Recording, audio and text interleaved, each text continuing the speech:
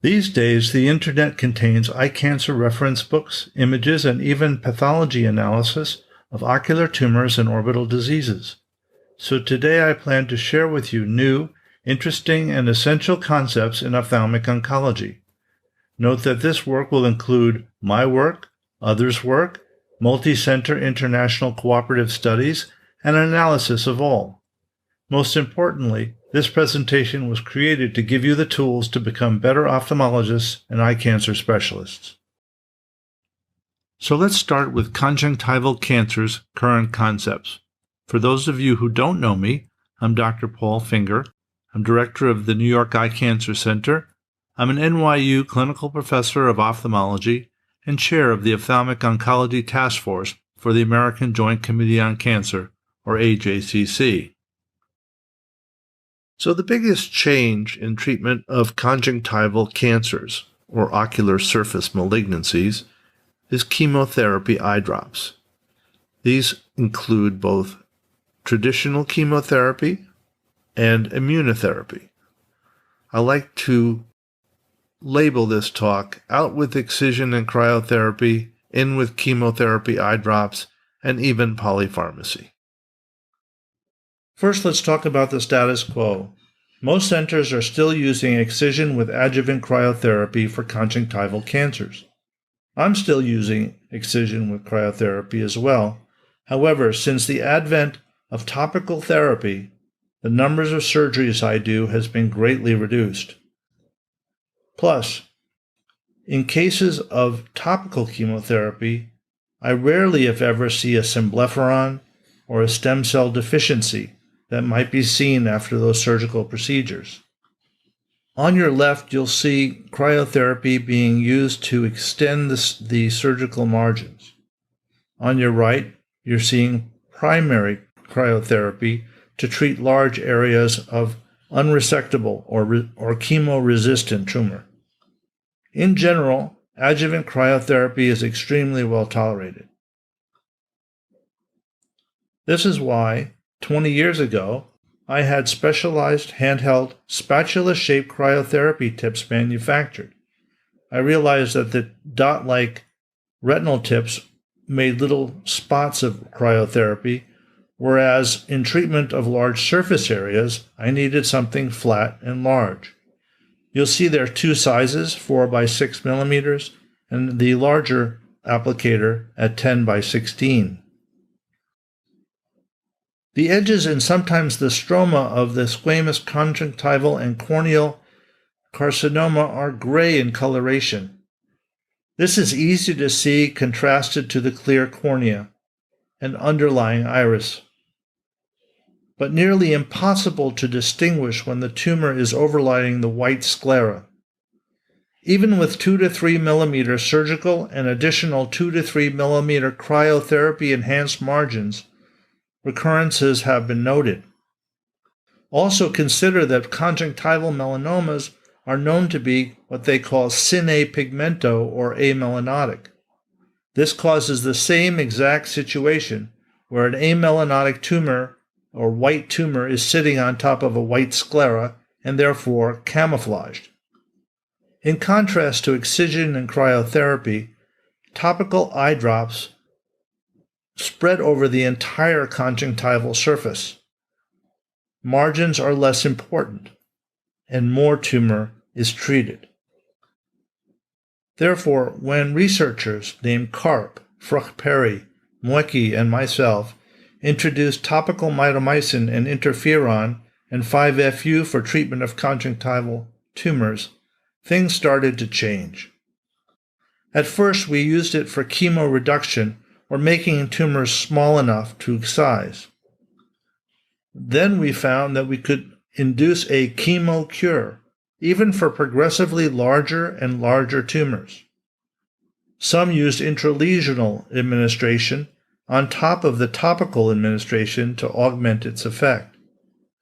Most recently, we've published on the use of sequential polypharmacy, or going from drug to drug, finding the one that's going to do the trick. Clearly, topical chemotherapy and topical immunotherapy was addressing the surgical problem of occult margins. So how do we go about it? Well, at the New York Eye Cancer Center, the most common squamous carcinoma drugs are interferon alpha, which is the immunomodulator, and if that doesn't work, 5-fluorouracil, which is an alkylating agent, and lastly, mitomycin C. In treatment of conjunctival melanoma, we tend to go straight to mitomycin C. Then I've also used alpha interferon and rarely 5-fluorouracil. All of these agents have side effects. Interferon causes flu-like symptoms. Mitomycin and 5-FU cause punctal stenosis and conjunctivitis. So don't forget to put in 1 or 2 punctal plugs prior to treatment. Hi, I'm Dr. Christina Olszewski. And I'm Dr. Sonal Chagule. And Dr. Chagule will be our mock patient for today. We're going to be going over how to instill chemotherapeutic eye drops. These instructions will be the same regardless of the eye drop that you're taking. You're going to be putting 1 drop in the affected eye 4 times a day while you're awake for the directed amount of time. Most people do put the drops in themselves, but if you prefer to have someone else put them in for you, that's okay. Just make sure that they follow these same instructions. Please keep in mind that these drops must stay refrigerated at all times. So if you're leaving your house for the day, just keep them in an insulated bag with some ice packs, but do not put them in the freezer. Okay, let's get started. Step 1, wash your hands and put on latex gloves if possible. Step 2, lie down flat or recline back in a chair. Step 3, look down and pull back the upper eyelid. Step 4, put the drop on the top part of the eye. Step 5, slowly close your eye and keep it closed for 5 minutes. Step 6, make sure to gently wipe away any excess. Step 7, if you did not put on gloves, then wash your hands again. Although it's common to have some irritation in the eye when using these drops, if you're experiencing any eye pain, blurred vision, or flu-like symptoms, then be sure to give us a call at the office.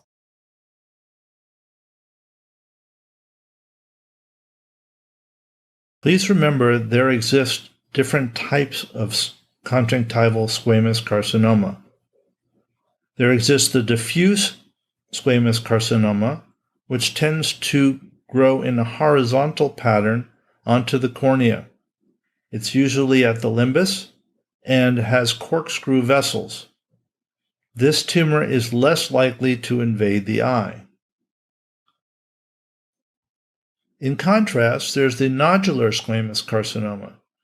The nodular variant also can have corkscrew vessels, but typically it has fewer. It has more desquamation of squamous cells over its surface, a limbal location as well, and a vertical growth pattern. It's that vertical growth pattern that goes out towards the world and also in towards the eye.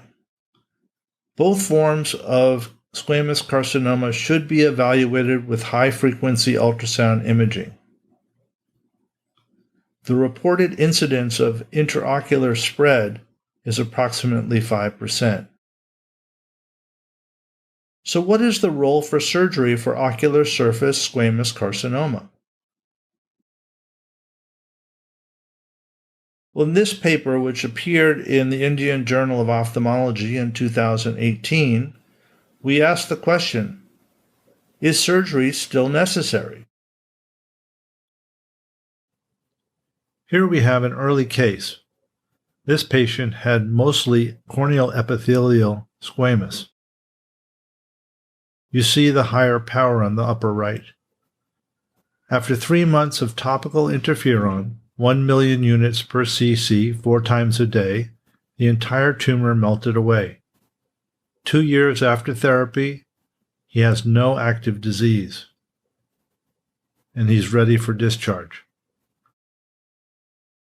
Here we have a case of nodular disease. You see the pre-treatment UBM shows no sign of invasion.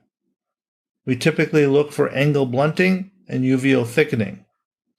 Interferon did not cure him, so we switched to 5-FU 1% for 10 days, resulting in a durable cure.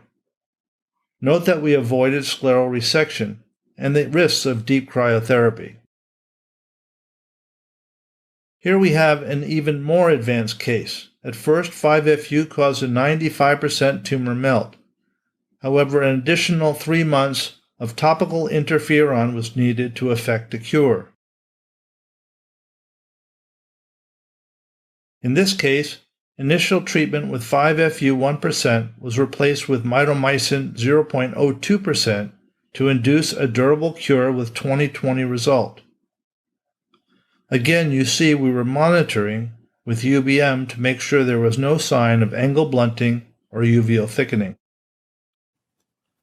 Even this large squamous carcinoma with corneal extension was cured with topical chemotherapy alone. If you'd like to read about it, our paper was published in 2018 in the Indian Journal of Ophthalmology. However, there are cases which are more extensive and cannot be cured with monotherapy or polypharmacy topical chemotherapy. These cases require excision, cryotherapy, and often fornical reconstruction. Something that's newer is our use of super thick amniotic membrane grafts for fornical reconstruction. These are much thicker than the standard amniotic membrane grafts and originate from the umbilicus. This technique was published in the American Journal of Ophthalmology in 2019. Some even more advanced and recalcitrant tumors require external beam radiation therapy to save the eye. The doses used for squamous carcinoma and melanoma are high.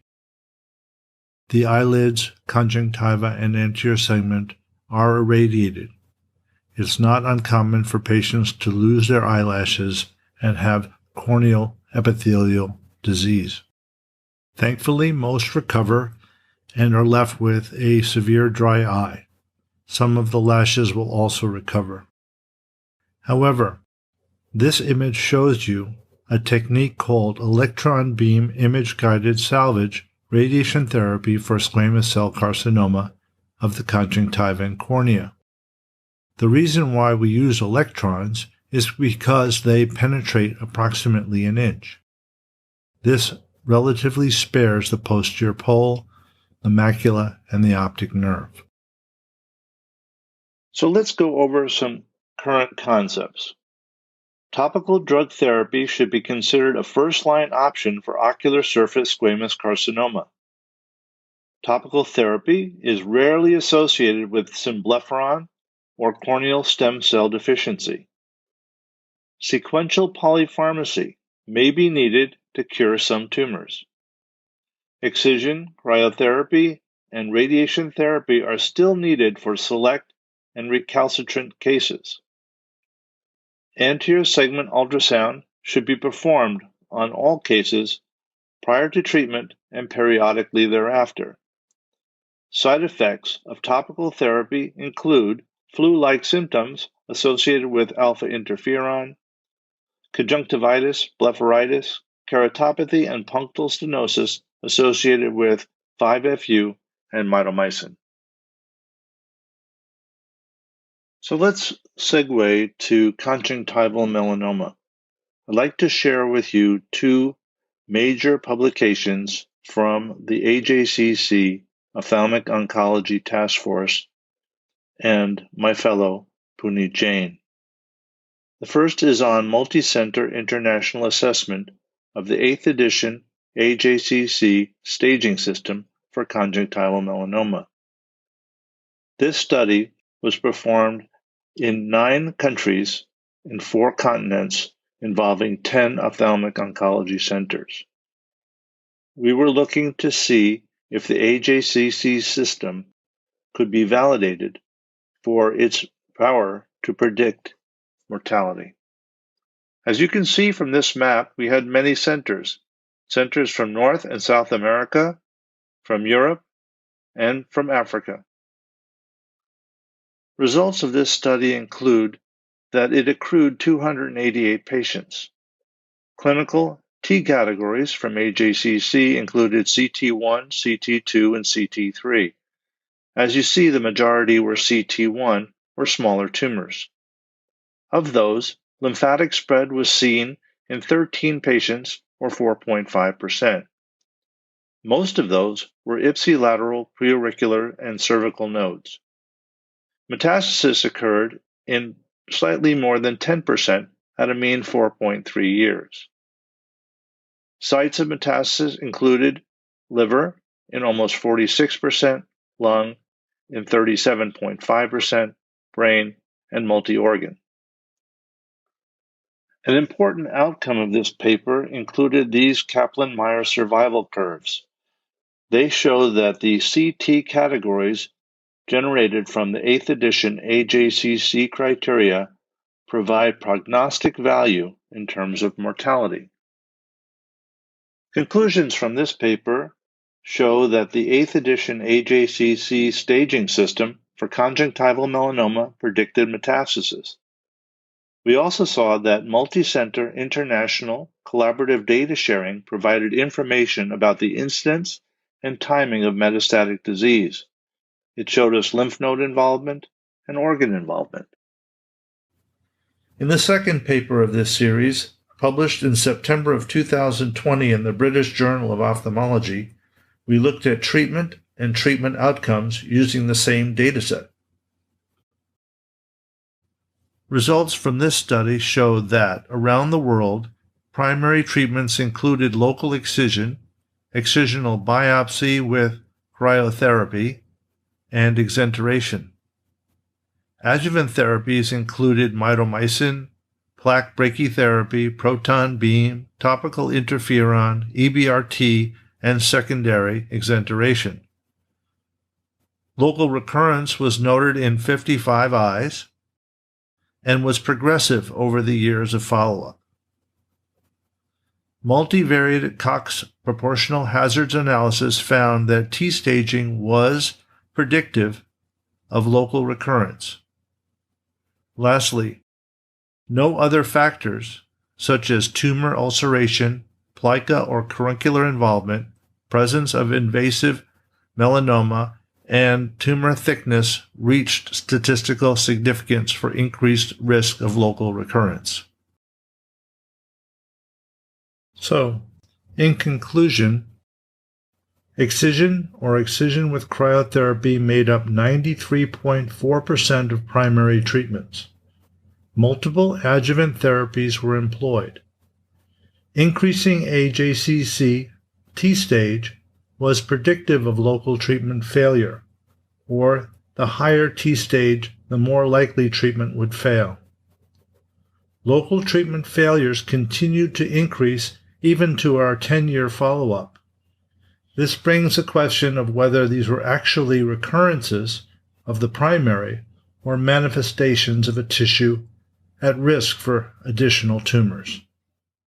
I want to take a moment to thank you for your attention, and to thank the Eye Cancer Foundation, who supported much of the research presented in this lecture, and for their committed support for international multicenter cooperation in ophthalmic oncology. Thank you and have a nice day.